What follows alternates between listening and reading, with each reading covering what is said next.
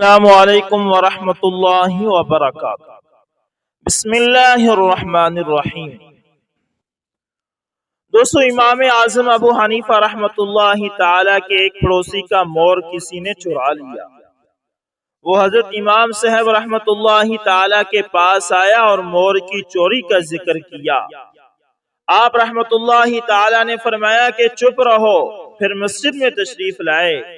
جب سب لوگ نماز کے لیے جمع ہوئے تو آپ نے فرمایا، کیا وہ شخص جو اپنے پڑوسی کا مور چراتا ہے شرماتا نہیں کہ مور چراتا ہے اور پھر آ کر نماز اس حال میں پڑھتا ہے کہ اس کے سر پر مور کے پر کا اثر ہوتا ہے؟ یہ سنتے ہی ایک شخص نے اپنا سر چھپایا۔ آپ نے فرمایا، تو ہی مور کا چور ہے، اسے اس کا مور دے دے۔ اس نے اسی وقت مور دلا دیا۔ اللہ اکبر، اللہ اکبر۔ دوستو، اسی طرح ابو جعفر منصور کے دربار میں حضرت امام اعظم ابو حنیفہ رحمۃ اللہ تعالی کو غیر معمولی اعزاز حاصل تھا۔ اس سبب سے منصور کے حاشیہ نشین حضرت امام صاحب سے سخت بغض رکھتے تھے، اور اسی جذبے کے تحت ایک دن ابو العباس طوسی نے دربار میں حضرت امام صاحب سے سوال کیا، ابو حنیفہ بتائیے کہ اگر امیر المومنین ہم میں سے کسی کو حکم دیں کہ فلاں آدمی کی گردن مار دو اور اس کے قصور اور جرم سے ہم لوگ بالکل بے خبر ہیں، تو ایسی صورت میں گردن ماری جائے یا نہیں؟ یعنی گردن کو مارنا جائز، اس کو قتل کرنا جائز ہوگا یا نہیں؟ حضرت امام اعظم ابو حنیفہ رحمۃ اللہ تعالی نے فوراً جواب دیا کہ میں تم سے پوچھتا ہوں کہ امیر المومنین صحیح حکم دیتے ہیں یا غلط؟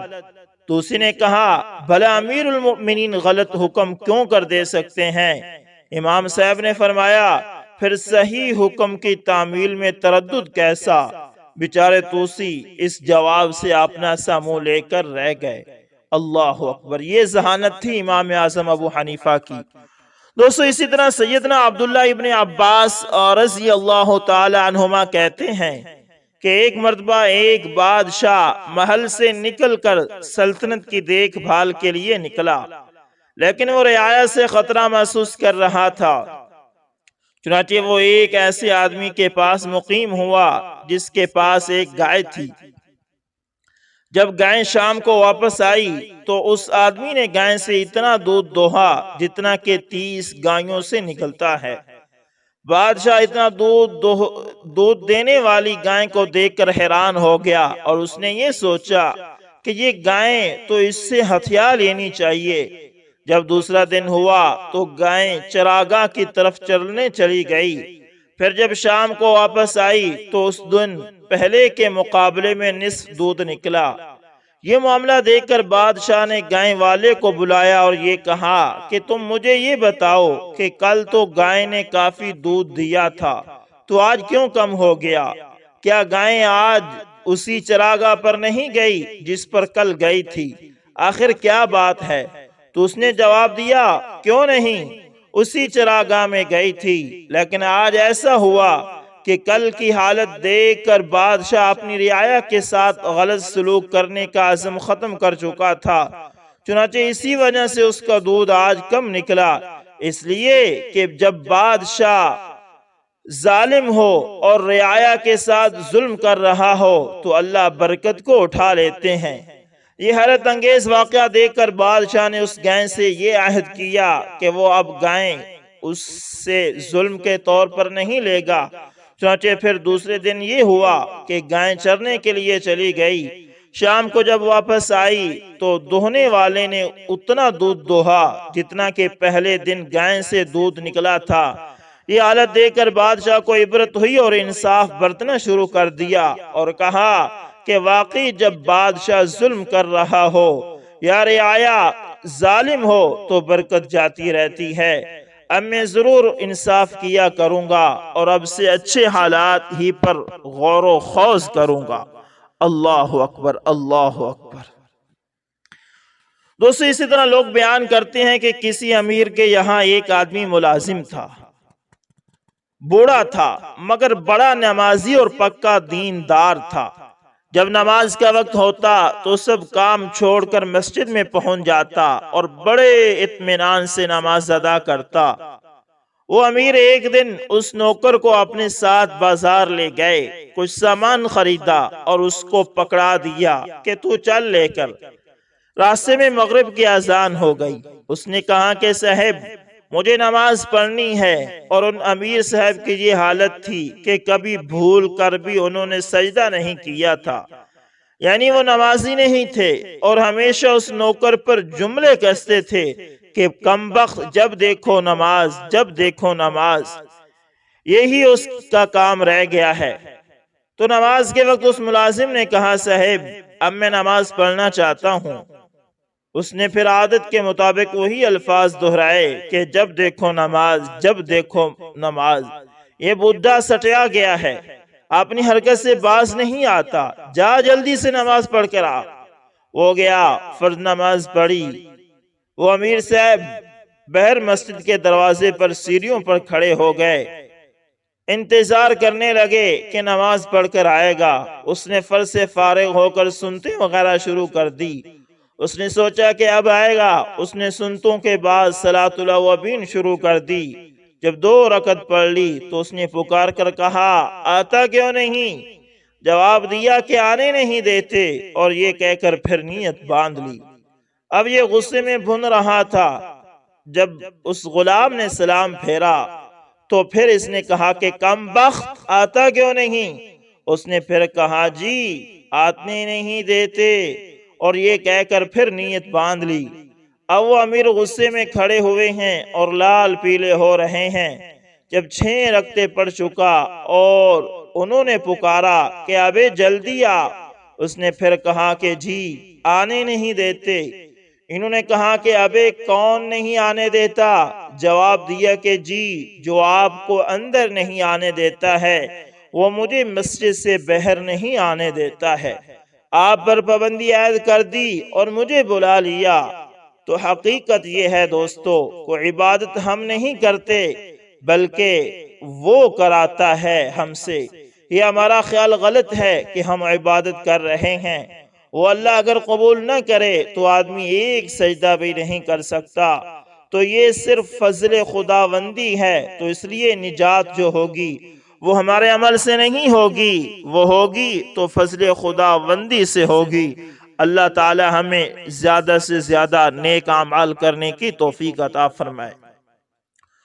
دوستو اسی حضرت علی المرافقی رحمت اللہ تعالی ایک رات کو بیٹھے ہوئے تھے کہ انہیں اپنا ایک دوست یاد آیا جسے وفات پائے ہوئے ایک مدت گزر چکی تھی۔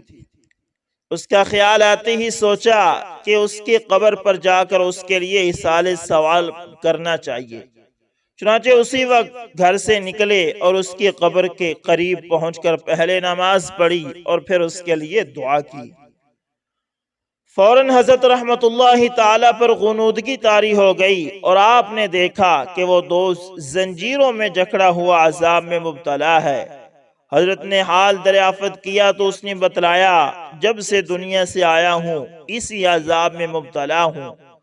فوراً ہی بیدار ہو گئے تو اس عذاب کو دیکھنے کی وجہ سے آپ پر دہشت طاری تھی۔ گھر واپس آئے، اس کے لیے ایصال ثواب کیا۔ دوست پر عذاب ہونے کی وجہ سے سخت رنجیدہ تھے۔ 3 دن بعد اس دوست کو پھر خواب میں دیکھا تو ان کی حیرت کی کوئی انتہا نہ رہی۔ وہ نور کے 70 لباس پہنے ہوئے تھا اور اس کے سر پر نور کا تاج تھا۔ حضرت کے دریافت کرنے پر اس نے بتایا کہ مصر سے آنے والے ایک قافلے میں سے ایک شخص نے اعوذ اور بسم اللہ پڑھ کر سورہ اخلاص پڑھی اور اللہ تعالیٰ سے عرض کیا کہ جو کچھ میں نے پڑھا ہے اس کا ثواب امت محمدیہ صلی اللہ علیہ وسلم کے تمام مردوں کو پہنچ جائے۔ اللہ رحیم و کریم نے اس کی دعا قبول فرمائی، تمام مردوں کا اس کا ثواب تقسیم ہوا تو اللہ تعالیٰ نے اپنے فضل و کرم اور رحمت سے مجھے بھی اس ثواب کی وجہ سے آزاد کر دیا۔ اللہ اکبر، اللہ اکبر۔ تو دوستو اس لیے ضروری ہے کہ اپنے بڑے جو اس دنیا سے جا چکے ہیں ان کو ایصال ثواب لازمی کریں۔ دوستو اسی طرح سے ثابت بنانی رحمت اللہ تعالی ایک انصاری نوجوان کا قصہ اس طرح بیان کرتے ہیں کہ ایک نوجوان نو عمر تھا، اس نے عرصہ دراز تک جہاد کیا اور ہر مارکے میں شہادت کی غرض سے آگے بڑھتا رہا، لیکن اس کو شہادت نہیں ملی۔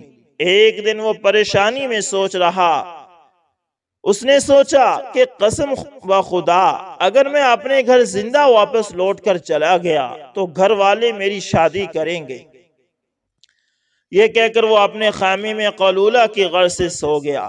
پھر ان کے ساتھیوں نے ان کو ظہر کی نماز کے لیے جگایا۔ وہ جب اٹھا تو زاروں قطار رونے لگا۔ ساتھی گھبرا گئے کہ ان کو نیند کی حالت میں کوئی تکلیف پہنچی ہے، یہ شدید بیمار ہو گئے ہیں۔ اس پر اس نوجوان نے کہا کہ مجھے کوئی بیماری لاحق نہیں ہوئی، لیکن میں نے ابھی ایک خواب دیکھا ہے کہ ایک شخص میرے پاس آیا اور مجھ سے کہا کہ آؤ میرے ساتھ چلو تاکہ میں تجھے تیری بیوی حور آئینہ موٹی موٹی آنکھوں والی حور کو کہتے ہیں، تمہاری ملاقات حور آئینہ سے کرواؤں۔ چنانچہ وہ شخص مجھے ایک صاف و شفاف سفید میدان میں لے گیا۔ ہم وہاں ایسے باغیچے میں پہنچ گئے جس کی نظیر میں نے کبھی نہیں دیکھی۔ اس باغ میں 10 نوجوان لڑکیاں تھیں۔ میں نے سوچا کہ وہ میری بیوی آئینہ بھی انہی میں ہوگی۔ چنانچہ میں نے پوچھا کہ کیا تم میں آئینہ ہے؟ انہوں نے کہا وہ ہم میں سے آگے ہیں، ہم تو ان کی خادمائیں ہیں۔ اس کے بعد میں اپنے ساتھی کے ساتھ آگے بڑھا تو ایک اور باغیچہ نظر آیا جو اس سے پہلے باغ سے بھی کئی گنا زیادہ خوبصورت تھا۔ اس میں 20 لڑکیاں تھیں جن کا حسن ان پہلے والی لڑکیوں سے کئی درجے زیادہ تھا۔ میں نے سوچا کہ شاید ان میں حور آئینہ ہوگی۔ میں نے ان سے پوچھا کہ کیا تم میں آئینہ ہے؟ انہوں نے جواب دیا وہ ہم سے آگے ہیں، ہم تو ان کی خادمائیں ہیں۔ چنانچہ اس کے بعد ہم دونوں ساتھ مل کر ایک گنبد نما سرخ یاقوت کے ایک ایسے محل میں پہنچ گئے جس کی روشنی سے آس پاس کے علاقے روشن تھے۔ میرے ساتھی نے مجھ سے کہا کہ اس محل میں داخل ہو جا۔ چنانچہ میں اندر داخل ہوا۔ اچانک میں نے ایک ایسی خوبصورت عورت دیکھی جس کی روشنی سے محل کی روشنی مانند پڑ گئی تھی۔ میں وہاں بیٹھ گیا اور کچھ دیر تک میں نے اس سے باتیں کی اور اس نے مجھ سے باتیں کی کہ اتنے میں میرے ساتھی نے مجھ سے کہا کہ آؤ چلو واپس چلتے ہیں۔ اللہ اکبر، اللہ اکبر۔ میں جب مجبوراً جانے کے لیے اٹھ کھڑا ہوا تو اس حور آئینہ نے میری چادر کے پلو کو پکڑ کر نہایت خوشگوار انداز سے کہا کہ آج رات آپ روزہ ہمارے ہاں افطار کریں۔ جب آپ حضرات نے مجھے نماز کے لیے جگایا اور میں جاگ گیا اور مجھے یہ معلوم ہو گیا کہ وہ سارا قصہ تو ایک خواب تھا تو اس لیے میں رونے لگا۔ راوی کا بیان ہے کہ اس قصہ کو سنائے زیادہ وقت نہیں گزرا تھا کہ مجاہدین نے آواز دی، یا خیل اللہ ارکبی وفی الجنت فرغبی، اے اللہ تعالیٰ کے شاہ سوارو اور جنت کی طرف بڑھنے والو، چلو جنت کی طرف بڑھو۔ چنانچہ سارے لوگ سوار ہو کر دشمن کی طرف چل پڑے اور دن بھر دشمن سے مقابلہ ہوتا رہا۔ جب شام کا وقت آ گیا اور روزہ کھولنے کا اعلان ہونے لگا تو اسی وقت وہ نوجوان شہید ہو گیا جس نے دن بھر روزہ رکھا تھا۔ اللہ اکبر، اللہ اکبر۔ دوستو اسی طرح حضرت عبداللہ بن مبارک رحمت اللہ تعالی نے سند کے ساتھ ابو ادریس رحمت اللہ تعالی سے ایک قصہ نقل کیا ہے۔ وہ فرماتے ہیں کہ مدینہ منورہ سے ایک آدمی ہمارے پاس آیا جس کا نام زیاد تھا۔ ہم سرزمین روم میں صقلیہ کے مقام پر جہاد میں مصروف تھے۔ ہم نے وہاں ایک شہر کو محاصرے میں لے رکھا تھا۔ ہم صرف 3 آدمی تھے، ایک میں تھا، دوسرا زیاد تھا اور ایک مدینے کا باشندہ تھا۔ ہم اس شہر کا محاصرہ کیے ہوئے تھے کہ ہم نے ایک ساتھی کو کھانا لانے کے لیے بھیج دیا کہ اچانک منجنیق سے پھینکا ہوا ایک پتھر آ کر زیاد کے قریب گرا۔ اس کا ایک ٹکڑا زیاد کو لگا جس سے وہ بے ہوش ہو گیا۔ میں نے اس کو کھینچ کر ایک محفوظ مقام کی طرف منتقل کر دیا۔ دن کا اکثر حصہ گزر گیا تھا مگر زیاد نے حرکت نہیں کی۔ پھر اچانک کھلکھلا کر ہنسنے لگا، پھر خاموش ہو گیا، پھر رونے لگا، یہاں تک کہ اس کے آنسو نکل آئے، پھر خاموش ہو گیا، پھر ایک دفعہ ہنسے، پھر رونے لگا، پھر کچھ دیر زیاد خاموش ہو گئے کہ اچانک پھر اٹھ کر بیٹھ گیا اور کہا کہ میں یہاں کیوں ہوں؟ ہم نے کہا تجھے معلوم نہیں؟ اس نے کہا نہیں۔ ہم نے کہا تجھے منجنیق کا پتھر یاد ہے جو تجھے لگا تھا؟ اس نے کہا ہاں یاد ہے۔ ہم نے کہا اسی سے ہی تو آپ بے ہوش ہو گئے تھے اور ہم نے آپ سے عجیب و غریب حرکات ابھی دیکھی ہیں۔ اس نے کہا ہاں میں ابھی سب کچھ تمہیں بتاتا ہوں کہ میرے ساتھ کیا کیا ہو رہا ہے۔ زیاد کہتا ہے کہ قصہ یہ ہوا کہ اس غنودگی میں گویا میں دیکھتا ہوں کہ میں ایک عجیب کمرے میں ہوں جو یاقوت اور زبرجد سے بنا ہوا تھا۔ پھر مجھے ایک ایسے قالین پر لے گئے جو زربرافتہ تھا اور اس پر قرینہ سے تکیے رکھے ہوئے تھے۔ جب میں ٹھیک اس قالین پر بیٹھ گیا تو میں نے دائیں جانب ایک آہٹ محسوس کی۔ جب میں نے دیکھا تو وہاں سے ایک لڑکی آ رہی تھی جس کے حسن و جمال کو نہ پوچھو۔ جب وہ سامنے آئی تو اس نے مجھے مرحبا مرحبا اہلا و سہلا و مرحبا کہا اور پھر کہا خوش آمدید اے بے وفا، جبکہ تو کبھی اللہ تعالیٰ سے ہمیں مانگتا ہی نہیں، ہم تیری فلاں بیوی کی طرح نہیں ہیں۔ جب اس نے یہ بات کی تو میں ہنسنے لگا۔ جب وہ میرے قریب بیٹھ گئی تو میں نے کہا تم کون ہو؟ اس نے کہا میں خود، یعنی میرا نام خود ہے، میں تیری بیوی نہیں ہوں۔ میں نے اس کی طرف ہاتھ بڑھایا تو کہنے لگی ابھی صبر کرو، آپ ظہر کے وقت ہماری طرف آؤ گے۔ اس پر میں رونے لگا۔ جب وہ اپنے کلام سے فارغ ہو گئی تو میں نے بائیں طرف سے آہٹ سنی۔ میں نے دیکھا تو اسی شان کی ایک لڑکی اس طرف تھی۔ اس نے بھی پہلے کی طرح باتیں کی تو میں ہنسنے لگا۔ پھر اس نے اس کی طرف ہاتھ بڑھایا تو وہ کہنے لگی ابھی صبر کرو، آپ ہماری طرف ظہر کے وقت آؤ گے۔ تو میں رونے لگا۔ قصہ بیان کرنے والا کہتا ہے کہ ہم بیٹھے ہوئے تھے، زیاد بھی ہمارے ساتھ تھا اور زخمی تھا کہ اتنے میں مؤذن نے ظہر کی اذان دے دی۔ اذان ہوتے ہی زیاد گر کر شہید ہو گیا۔ اللہ اکبر اللہ اکبر۔ یہ ہیں وہ لوگ جنہوں نے اپنے آپ کو اللہ کے سپرد کر دیا اور اپنی زندگی کو اللہ کے کاموں میں لگا دیا۔ پھر اللہ تعالیٰ نے بھی انہیں دنیا کے اندر ہی جنت کی بشارتیں عطا کر دی۔ دوستو یہ چھوٹی سی زندگی ہے، کوشش کریں اس کو اللہ تعالیٰ اور اس کے رسول محمد مصطفیٰ صلی اللہ علیہ وسلم کی مرضی کے مطابق گزاریں۔ اگر زندگی کو ہم اپنی خواہشات سے ہٹ کر آقا مدنی محمد مصطفیٰ صلی اللہ علیہ وسلم کی سنتوں کے مطابق گزاریں گے تو اللہ تعالیٰ ہمیں اس کے اندر کامیاب فرمائیں گے۔ اگر ہم سنتوں سے ہٹ کر زندگی گزاریں گے، زندگی نے تو گزرنا ہی ہے، وقت نے تو گزرنا ہی ہے، اگر ہم سنتوں سے ہٹ کر گزاریں گے تو دوستو ہم دنیا میں بھی ناکام ہوں گے اور آخرت میں بھی ناکام ہوں گے۔ دوستو ہمارے اس چینل پر الحمدللہ صحابہ کرام، تابعین اور اولیاء اللہ کے واقعات روزمرہ اپلوڈ کیے جاتے ہیں۔